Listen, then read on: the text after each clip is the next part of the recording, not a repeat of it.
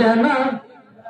আমল করো নামাজে রোজা, আমল করো নামাজে রোজা, কায়েমে করো সুন্নিয়াত। আমল করো নামাজে রোজা, কায়েমে করো সুন্নিয়াত। জিন্দাবাদ জিন্দাবাদ নবীর সেনা, জিন্দাবাদ জিন্দাবাদ জিন্দাবাদ। নামাজ রোজা দরকার আছে কিনা ভাই সাহেব? নবী তরিকা নামাজ রোজা আছিল?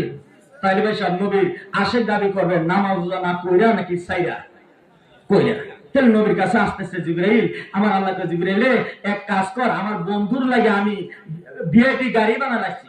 আমার বন্ধু দুনিয়াতে অনেক কষ্ট করছে, আমার বন্ধু লেগে জান্নাতের ভিতরে একটা গাড়ি বানাইছি, গাড়ির শোরুম আছে। প্রভু গো, তোমার বন্ধু লেগে মেরাজে যাবে গাড়ি বানাইছো, কহ যায় ব্যবস্থা। জিবরাইল গেছে যায় একটা দুইটা গাড়ি না ভাইসা, পুরো গাড়ির একটা শোরুম বানাই দিছে। সুবহানাল্লাহ বলতেন না?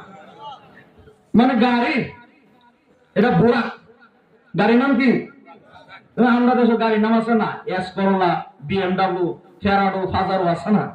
তো আমার আল্লাহর গাড়ির নাম কি দিছে? গাড়ি বুড়াক।